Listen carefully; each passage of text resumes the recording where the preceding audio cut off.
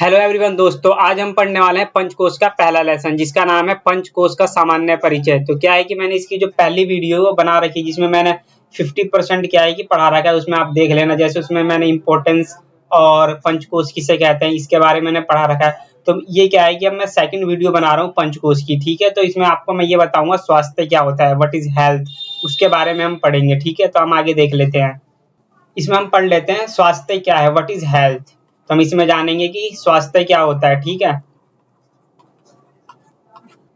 तो स्वास्थ्य के बारे में आप सभी जानते होंगे। स्वास्थ्य मतलब हेल्थ, यानी शारीरिक, मानसिक और सामाजिक दृष्टि से स्वस्थ रहना, उसे क्या बोलते हैं, हम स्वास्थ्य कहते हैं। तो हम देख लेते हैं डेफिनेशन के बारे में। इसकी परिभाषा हम पढ़ लेते हैं। क्या है, किसी व्यक्ति की मानसिक, शारीरिक और सामाजिक रूप से अच्छे होने की स्थिति को स्वास्थ्य कहते हैं। यानी इसमें यह बताया है कि कोई भी व्यक्ति मानसिक, शारीरिक और सामाजिक रूप से स्वस्थ है तो वो क्या कहलाता है, उसका स्वास्थ्य कहलाता है। जैसे कि आप ये देख सकते हैं WHO की परिभाषा है जिसकी फुल फॉर्म है वर्ल्ड हेल्थ ऑर्गेनाइजेशन। तो वर्ल्ड हेल्थ ऑर्गेनाइजेशन क्या है, एक ऑर्गेनाइजेशन है जिसने क्या है एक परिभाषा दी है कि हेल्थ किसे कहते हैं। जैसे हम पढ़ लेते हैं, health is a state of complete physical, mental, social well being and not merely N absence of disease और इन्फर्मिटी। यानी इसमें यह बताया गया है कि कोई भी व्यक्ति फिजिकली, मेंटली और सोशली फिट है तो उसका क्या कहलाता है, स्वास्थ्य है, वो स्वस्थ है, यानी इसका मतलब इंसान। और इसमें यह भी बताया गया कि कोई भी इंसान शारीरिक रूप से बीमार नहीं है तो इसका मतलब ये नहीं कि वो स्वस्थ है, यानी तीनों दृष्टि से उसका स्वास्थ्य कंप्लीट होना चाहिए, जैसे फिजिकली, मेंटली, सोशली, ठीक है।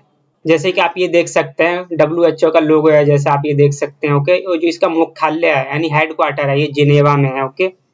और ये आप देख सकते हैं जो स्वास्थ्य के लिए तीन चीजें बहुत इंपॉर्टेंट है, ये कंपोनेंट है। जैसे हम इसे एस्पेक्ट बोल सकते हैं, जैसे फिजिकली रूप से ठीक होना चाहिए और सोशली भी वो ठीक होना चाहिए इंसान, और मेंटली भी यानी दिमाग से भी ठीक होना चाहिए इंसान, तभी क्या कहलाएगा, वो स्वस्थ इंसान कहलाएगा, ओके। जैसे हेल्थ ट्राइंगल के बारे में आपको बता रखा है, यानी तीन चीजें ये, ओके।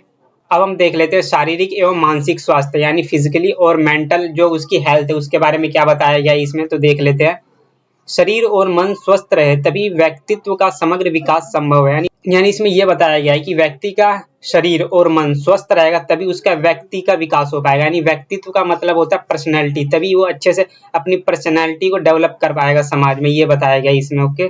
और आगे देख लेते हैं, आयुर्वेद और योग शास्त्र दोनों ही मनुष्य के शारीरिक और मानसिक स्वास्थ्य के उद्देश्य से लिखे गए हैं। यानी इसमें यह बताया गया है कि जो भी अपने आयुर्वेद है और योग शास्त्र है वो मनुष्य के शारीरिक और मानसिक स्वास्थ्य के उद्देश्य के लिए लिखे गए हैं, इसमें यह बताया गया है। और नेक्स्ट पॉइंट है, वैदिक साहित्य में मानव शरीर के अंग प्रत्यंगों का पूर्ण विवेचन मिलता है।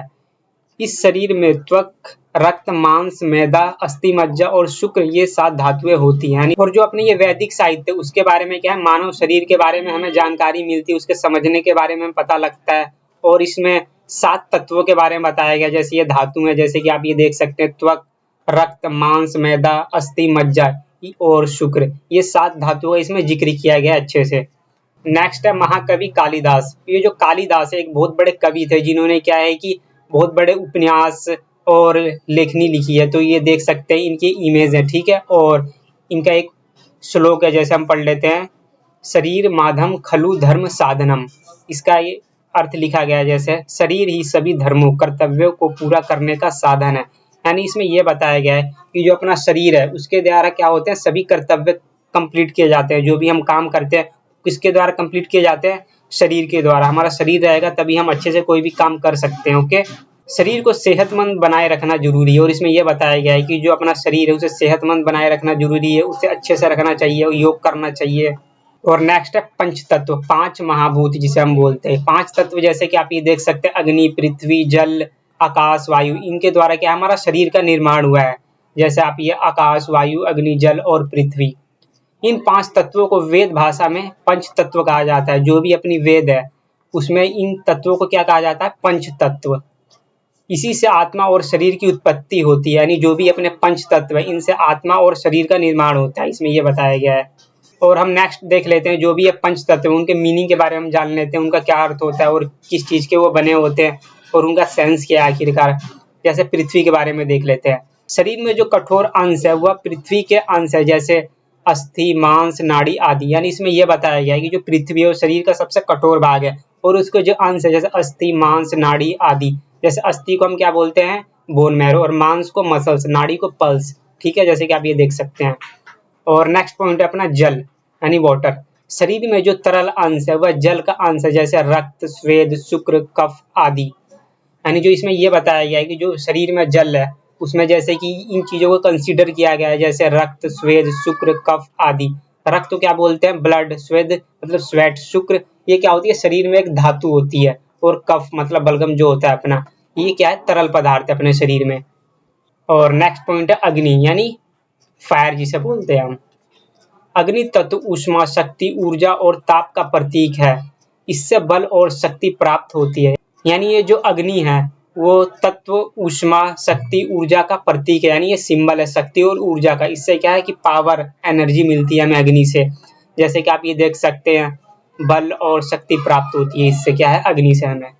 और नेक्स्ट पॉइंट है वायु। शरीर में जो जीवनी शक्ति, स्फूर्ति, गति आदि है वह वायु का अंश है। यानी इसमें यह बताया गया है कि जो भी वायु है उससे हमें जीवन प्राप्त हुआ है और हमें गति मिलती है। ये क्या है, वायु का अंश है। जैसे कि हम ऑक्सीजन लेते हैं और कार्बन डाइऑक्साइड छोड़ते हैं। ओके, जैसे कि आपको पता ही होगा। और नेक्स्ट है आकाश। सुख, दुख और शांति यह सभी भाव उत्पन्न होते हैं। यानी इसमें यह बताया गया है कि जो आकाश है वो किसका सिंबल है, सुख, दुख और शांति का प्रतीक माना जाता है। इससे सुख और दुख और शांति की उत्पत्ति होती है। और नेक्स्ट पॉइंट है अपना स्कंद पुराण। तो हम पहले ये जान लेते हैं आखिरकार स्कंद पुराण होता क्या है। स्कंद पुराण मूल रूप में एक सतकोटि पुराण है जिसमें शिव की महिमा का वर्णन किया गया है। यानी क्या है, जो स्कंद पुराण है ये सतकोटि पुराण है जिसमें क्या है, शिव की महिमा के बारे में बताया गया है। जो भी शिव की पूजा अर्चना होती है उसके बारे में इसमें विस्तार से बताया गया है। जैसे कि आप ये देख सकते हैं, स्कंद पुराण के जिक्र यहाँ किया गया है, इसकी इमेज है। और स्कंद पुराण में एक श्लोक दिया गया है जिसे हम पढ़ लेते हैं। सर्वस्व मूलम मानुष्यम तथा सर्वार्थ साधनम, जिसका अर्थ होता है सभी वस्तु की प्राप्ति का मूल कारण मनुष्य शरीर है। यानी इसमें यह बताया गया है कि जो हमारा शरीर है, यानी जब तक हम जिंदा रहते हैं तो हम क्या करते हैं, सभी चीज़ों की डिमांड करते हैं कि हमें ये चाहिए। यानी जो मनुष्य की इच्छाएं वो असीमित है। जब तक इंसान जिंदा रहेगा उसकी इच्छाएं क्या है, कभी भी नहीं मरेंगी। यानी जैसे हमें ये गाड़ी चाहिए, हमें ये घर चाहिए, हमें इतना पैसा चाहिए, तो इसी का ये कारण बताया गया है कि जो सभी वस्तु की प्राप्ति का मूल कारण क्या है, मनुष्य शरीर। ठीक है, हमारे शरीर के अंग प्रत्यंग स्वस्थ रहें, सुचारू रूप से कार्य करें, नियमित रूप से उसका ध्यान रखने की आवश्यकता है। यानी इसमें यह बताया गया है कि जो अपने शरीर के बॉडी पार्ट्स यानी अंग है वो स्वस्थ रहना चाहिए और सुचारू रूप से काम करें, यानी अच्छे से काम करना चाहिए और नियमित रूप से उसका ध्यान रखने की आवश्यकता होती है। तो हम नियमित रूप से ध्यान रखने के लिए हम योग कर सकते हैं इसमें। और ये भी चीज़ हम कर सकते हैं, जैसे सही भोजन करना चाहिए, नियमित व्यायाम, पर्याप्त नींद लेना अनिवार्य है। जैसे 8 घंटे हमें नींद लेनी चाहिए पर डे। हानिकारक पदार्थों जैसे तंबाकू, मदिरा, नशा आदि के सेवन से बचना आवश्यक है। यानी जो भी हमें तंबाकू का सेवन, मदिरा, नशा आदि का सेवन नहीं करना चाहिए। इससे क्या होता है, हमारे शरीर पे हार्मफुल इफेक्ट पड़ते हैं। जैसे कि आप ये देख सकते हैं, हमें प्रतिदिन योगा करना चाहिए और स्लीप डाइट हमें अच्छे से लेनी चाहिए। यानी 8 घंटे हमें सोना चाहिए, जिससे क्या है कि हमारा शरीर स्वस्थ रहे। और जो भी ये तंबाकू, बीड़ी, सिगरेट है इनका सेवन नहीं करना चाहिए। और नेक्स्ट पॉइंट है शारीरिक स्वास्थ्य, जिसे हम बोलते हैं फिजिकल हेल्थ। फिजिकल हेल्थ का जो संबंध है वो अपने बॉडी पार्ट से यानी शरीर से है। इसमें हम पढ़ लेते हैं, शरीर की आवश्यकता अनुसार संतुलित ढंग से काम करने को शारीरिक स्वास्थ्य कहा जाता है। यानी इसमें यह बताया गया है कि जो अपना शरीर है वो सही तरीके से काम कर रहा है। जैसे हम अच्छे से चल सकते हैं, अच्छे से बोल सकते हैं, अच्छे से बैठ सकते हैं, यानी संतुलित तरीके से अपना जो शरीर है काम कर सकता है, तो उसे हम क्या बोलेंगे, शारीरिक स्वास्थ्य यानी फिजिकल हेल्थ। अब हम देख लेते हैं बायोलॉजिकल दृष्टि से शारीरिक स्वास्थ्य क्या है, यानी साइंस के अकॉर्डिंग क्या बताया गया है शारीरिक स्वास्थ्य के बारे में। बायोलॉजिकल दृष्टि से देखा जाए तो शरीर की प्रत्येक कोशिका, प्रत्येक अंग और प्रत्येक तंत्र पूरी शक्ति से कार्य करते हुए एक दूसरे के काम में परस्पर सहयोग करते हों और पूरे शरीर को संतुलन में रखने में सहायक हों, तो ऐसी स्थिति को ही शारीरिक स्वास्थ्य कहा जाता है। जैसे कि इसमें बताया गया है, जो अपने शरीर के कोशिका यानी सेल्स है और अंग है और प्रत्येक तंत्र है यानी जो भी अपना नर्वस सिस्टम है वो पूर्ण शक्ति से काम करते हैं और एक दूसरे का सहयोग करते हैं, यानी एक दूसरे की हेल्प करते हैं। तो इससे क्या होता है, अपना शरीर क्या रहता है, बैलेंस्ड रहता है। तो हम इसे क्या कहते हैं, शारीरिक स्वास्थ्य, फिजिकल हेल्थ। जैसे कि आप ये देख सकते हैं, फिजिकल हेल्थ को मेंटेन करने के लिए आप रनिंग कर सकते हैं मॉर्निंग में। और नेक्स्ट पॉइंट है, किसी व्यक्ति के अच्छे शारीरिक स्वास्थ्य को उसकी स्वच्छ त्वचा, चमकदार आंखें, काले बाल, हष्ट पुष्ट शरीर, समुचित रूप से भूख प्यास का लगना, गहरी नींद, शौच आदि क्रियाओं का समय पर होना और व्यवस्थित शारीरिक गतिविधियों के रूप में देखा जा सकता है। यानी इसमें ये बताया गया है कि किसी भी व्यक्ति की त्वचा चमकदार है और उसके काले बाल है, आंखें ठीक है और शरीर हष्ट-पुष्ट है और उसे भूख-प्यास टाइम पे लगती है और गहरी नींद आती है यानी अच्छी नींद आती है और शौच टाइम पे करता है यानी पेट अच्छे से साफ होता है, तो उसे हम क्या कह सकते हैं कि व्यक्ति क्या है, ठीक है, यानी उसका शरीर अच्छे से काम कर रहा है, फिजिकल हेल्थ उसकी अच्छी है, यानी इसमें ये बताया गया है। और नेक्स्ट पॉइंट है अपना इंद्रियां। ये इंद्रियां नहीं है, इंद्रिया है, ठीक है, मैं आपको बता देता हूँ। इंद्रियां ठीक से काम करती हो, उम्र के अनुरूप रक्तचाप और नाड़ी दर सामान्य हो, ये सारे गुण अच्छे शारीरिक स्वास्थ्य को बताते हैं। यानी इसमें ये बताया गया कि जो भी अपने शरीर के अंदर इंद्रियां हैं वो ठीक तरीके से वर्क करती है, तो इससे क्या अपना स्वास्थ्य ठीक तरीके से रहता है। इसमें उम्र के अनुरूप रक्तचाप और नाड़ी दर सामान्य हो, यानी इसमें ये बताया गया कि जो भी उम्र के अनुरूप है अपना, यानी जैसे कोई 18 का है, कोई 20 का है, 30 है, तो उसके अकॉर्डिंग क्या होता है, उसकी जो रक्तचाप है और नाड़ी दर है यानी ब्लड प्रेशर और पल्स रेट सामान्य होनी चाहिए यानी मीडियम होनी चाहिए, ठीक है, इसमें ये बताया गया है। जैसे आप ये देख सकते हैं ब्लड प्रेशर की इमेज और ये पल्स रेट कैसे चेक करते हैं। और नेक्स्ट पॉइंट है अपना मानसिक स्वास्थ्य यानी मेंटल हेल्थ। मेंटल हेल्थ का मतलब अपना माइंड ठीक तरीके से काम करना चाहिए, हम किसी भी चीज को अच्छे से सोच समझ सके और अच्छे से डिसीजन ले सके, यही क्या है अपना मेंटल हेल्थ है। इसमें हम पढ़ लेते हैं मानसिक स्वास्थ्य में हमारा भावनात्मक, मनोवैज्ञानिक और सामाजिक कल्याण शामिल है। यानी इसमें यह बताया गया है जैसे भावनात्मक क्या हो गया, इमोशनल, और मनोवैज्ञानिक मतलब साइकोलॉजी, सामाजिक यानी सोशली। इन तीनों रूप से क्या होना चाहिए, जो हमारा शरीर है वो अच्छे से वर्क करना चाहिए, ये चीजें इसमें शामिल होती हैं। इनके कल्याण के बारे में इसमें बातें की जाती है कि जो हमारा शरीर है, हमारा मन है, वो इमोशनली, साइकोलॉजिकली और सोशली ठीक तरीके से काम करना चाहिए। और नेक्स्ट पॉइंट हम पढ़ लेते हैं मानसिक स्वास्थ्य की परिभाषा, जो कि नई परिभाषा, इसमें हम देख लेते हैं क्या बताया गया है। मानसिक स्वास्थ्य की नवीनतम परिभाषा के अनुसार व्यक्ति और उसके चारों तरफ फैले हुए पर्यावरण तथा संसार के बीच संतुलन, स्वयं और दूसरों के बीच समन्वय एवं सद्भाव का होना, स्वयं की वास्तविकता और पर्यावरण के बीच सह अस्तित्व की भावना, ये सब मिलकर ही मानसिक स्वास्थ्य कहलाता है। ठीक है, आपने पढ़ लिया ये। अब हम देख लेते हैं ये परिभाषा आखिरकार कह क्या रही है, इसका मीनिंग क्या है। जो भी हमारा पर्यावरण है, संसार है, तो इसमें क्या है, लोग, जीव जंतु सभी रहते हैं, तो उनके बीच क्या है, सद्भाव रहना, मिलजुल के रहना, एकजुटता रहना और सभी एक दूसरे को समझे, तो इससे क्या होगा, पर्यावरण के बीच सह अस्तित्व की भावना जागृत होगी, यानी सब मिलजुल कर रहेंगे, सब एक दूसरे का कोऑपरेट करेंगे, तो इससे क्या होगा, मानसिक स्वास्थ्य कहलाएगा ये आप देख सकते हैं मेंटल हेल्थ की इमेज है। और ये आप देख सकते हैं मानसिक जो बीमारी है यानी जो मेंटल से रिलेटेड जो भी डिजीज है उसके बारे में बताया गया कि कौन कौन सी बीमारियां हो सकती है जब हम मेंटली इल होते हैं। अवसाद, चिंता विकार, सिजोफ्रेनिया, खाने के विकार और व्यसनी व्यवहार शामिल है। यानी जब इंसान मेंटली इल होता है यानी मेंटली उसे कोई भी प्रॉब्लम होती है, टेंशन होती है, तो ये सारी डिजीज हो सकती है, जैसे उसे चिंता का विकार हो सकता है, सिजोफ्रेनिया, ये सारी चीजें हो सकती हैं। और अच्छे मानसिक स्वास्थ्य के लिए कुछ सुझाव दिए गए हैं, जैसे कि आप ये देख सकते हैं, पौष्टिक आहार लेना चाहिए यानी अच्छी डाइट हमें फॉलो करनी चाहिए और डेली एक्सरसाइज करना चाहिए, व्यायाम करना चाहिए। अपने परिवार या दोस्तों के साथ पैदल सैर पे जाएं, सुबह या शाम को अपने दोस्तों के साथ कुछ टाइम एक्सपेंड करें, जिससे अपना मानसिक स्वास्थ्य आप सही कर सकेंगे। अगर ज़रूरत पड़े तो किसी पेशेवर की सहायता लें, यानी इसमें ये बताया गया कि आप मेंटली कोई प्रॉब्लम है या टेंशन में, डिप्रेशन में, तो किसी डॉक्टर की आप सलाह ले सकते हैं। हर रोज 8 घंटे की नींद लें, यानी रात में हमें 8 घंटे की नींद लेनी चाहिए। रात में हमें रील, मोबाइल, यूट्यूब ये सब नहीं देखना चाहिए। इससे क्या होता है, मेंटली प्रेशर बढ़ता है, दिमाग खराब होता है और टेंशन भी बढ़ती है, डिप्रेशन में इंसान चला जाता है। अच्छी नींद नहीं लेगा तो उसका दिन प्रतिदिन खराब रहेगा।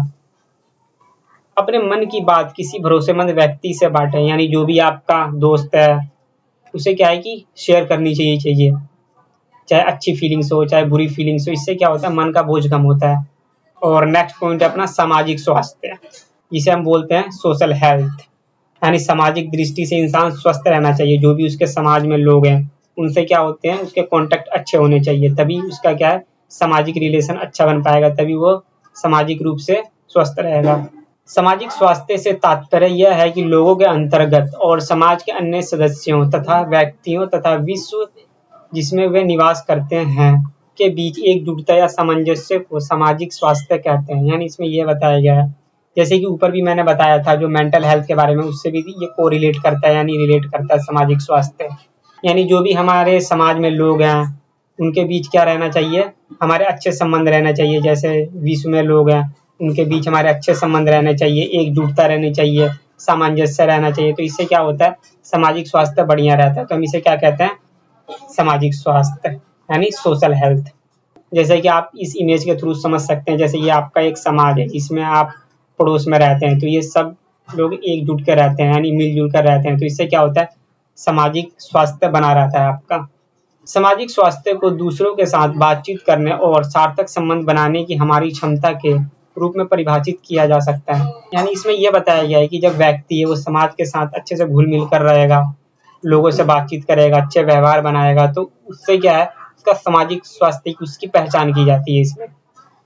जैसे किसी व्यक्ति की समाज के अंदर अच्छी खासी बॉन्डिंग है, सबसे मिलजुल कर रहता है, तो इससे ये पता लगता है कि वो इंसान कितना स्वस्थ है। जैसे नेता लोग रहते हैं तो सभी से बातचीत करके बना के रखते हैं, जो भी समाज में लोग रहते हैं, तो इसका मतलब ये नहीं कि वो स्वस्थ है। जब वो तीनों दृष्टि से मेंटली, फिजिकली, सोशली फिट रहेंगे तभी हम उसे कह सकते हैं कि वो स्वस्थ है। ओके। सामाजिक रिश्तों का हमारे मानसिक स्वास्थ्य, शारीरिक स्वास्थ्य और मृत्यु दर पर प्रभाव पड़ता है।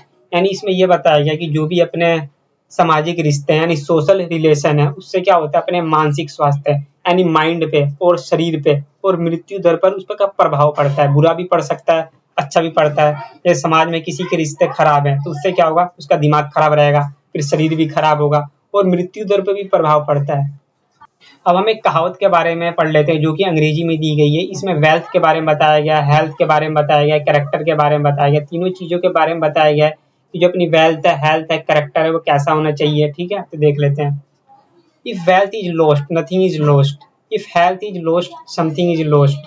If character is lost, everything is lost. यानी इसमें यह बताया गया कि जब हमारा धन है उसे हम कमाते हैं, यदि वो खो जाता है या गुम हो जाता है या चला जाता है तो समझ लो कुछ भी लॉस्ट नहीं हुआ है। यानी हमने पैसा कमाया तो हम उसे दोबारा भी कमा सकते हैं, खो गया है तो, चला गया है तो।